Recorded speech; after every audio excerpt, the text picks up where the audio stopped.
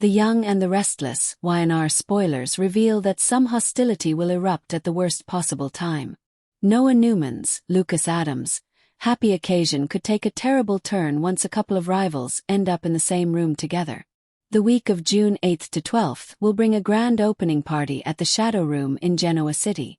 Sienna Bacall, Tamara Braun, is struggling over the recreation since she has bad memories tied to the club out in Los Angeles, but she's trying to adjust. This club is important to Noah, so Sienna will do her best to shake off the past and focus on the future. Of course, Audra Charles, Zuleika Silver, will hope to rekindle things with Noah based on her own history with him instead.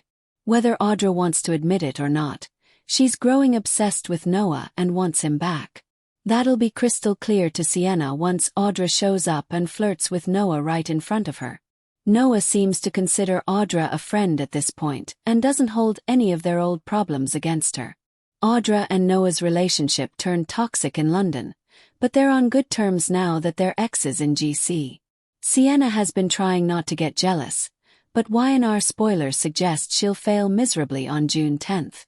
That's when Sienna is going to lay down the law with Audra and share exactly where she stands. Sienna may warn Audra to back off Noah and could potentially even try to throw her out of the club. Audra will stand up for herself, but Sienna's going to dig her heels in against her and make the tension even worse. Holden Novak, Nathan Owens, may wind up trying to intervene along with Sally Spectra, Courtney Hope, at some point. Sienna and Audra could be in danger of having a serious catfight, so Holden and Sally may want to shut it down before it gets that far. Even if Audra and Sienna avoid getting physical, there'll still be some troubling news related to them on opening night.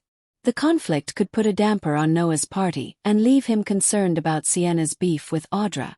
The Young and the Restless spoilers say Audra's presence will make some waves and leave Sienna fuming over her bond with Noah, so stay tuned.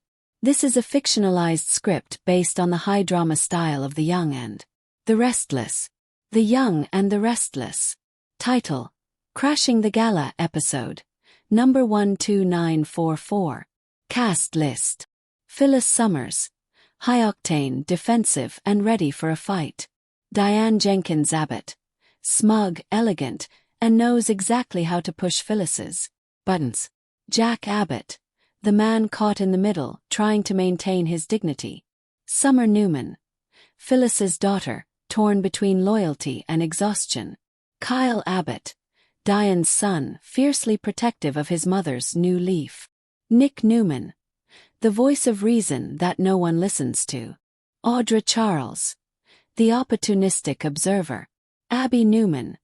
The hostess of the evening. The Gilded Lily Night.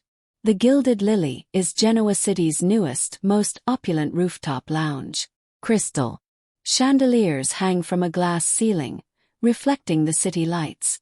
Jazz quartet plays softly in the background.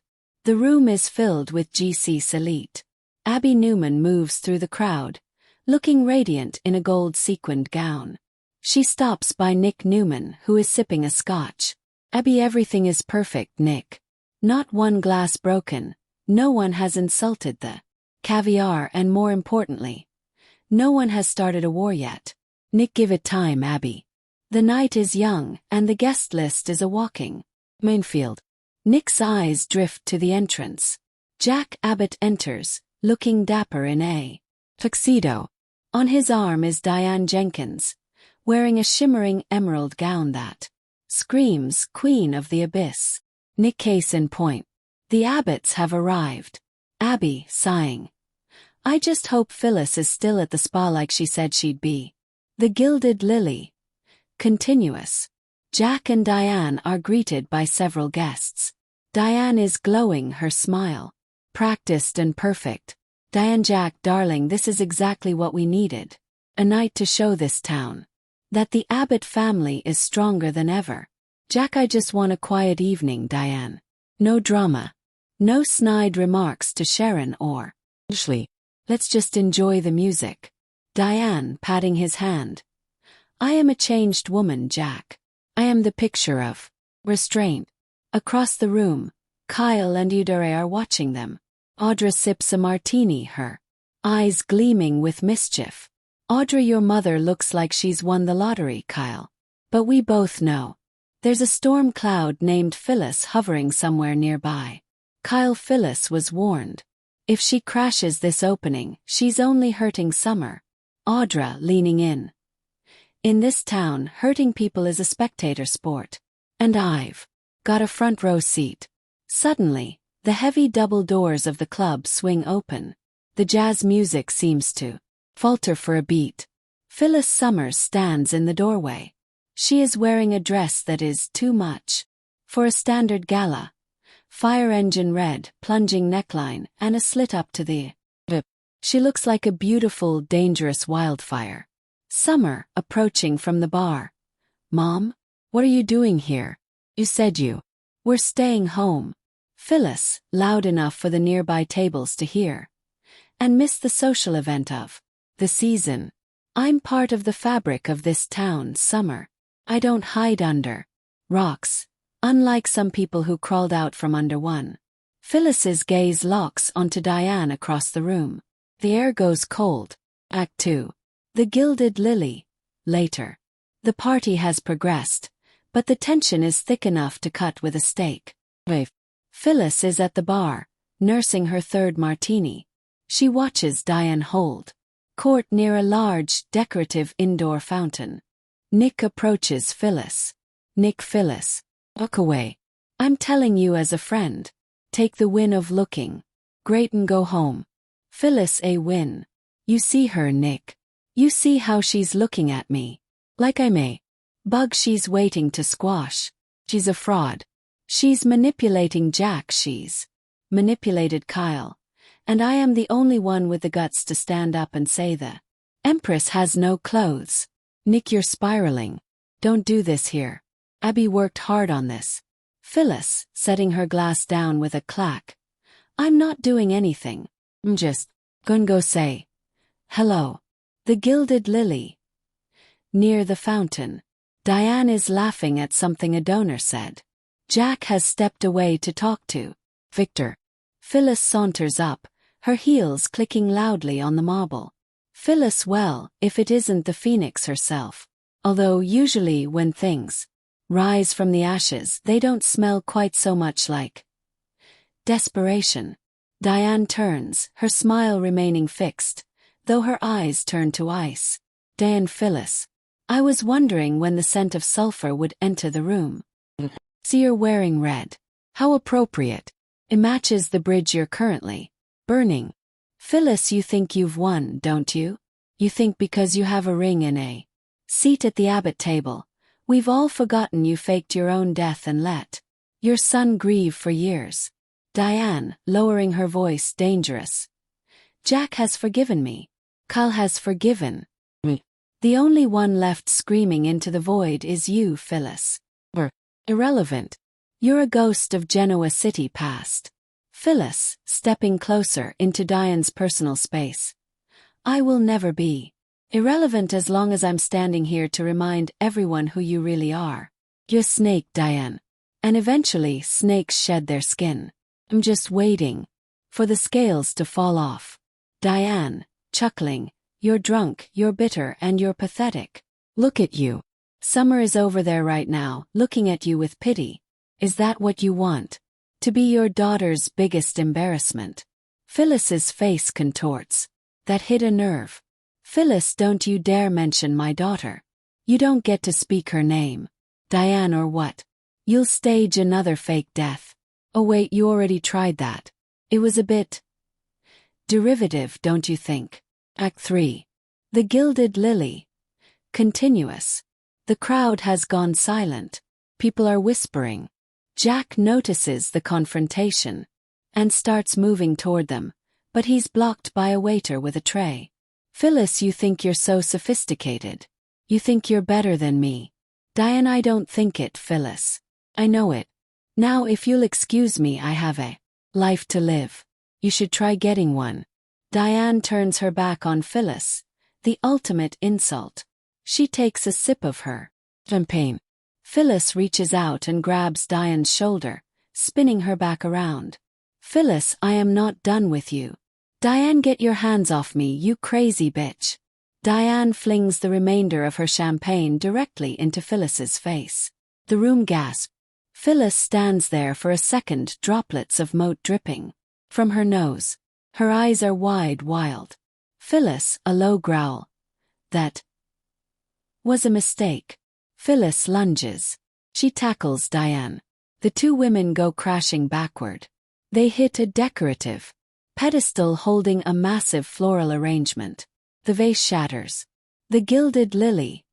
Continuous. The fight of the century is underway.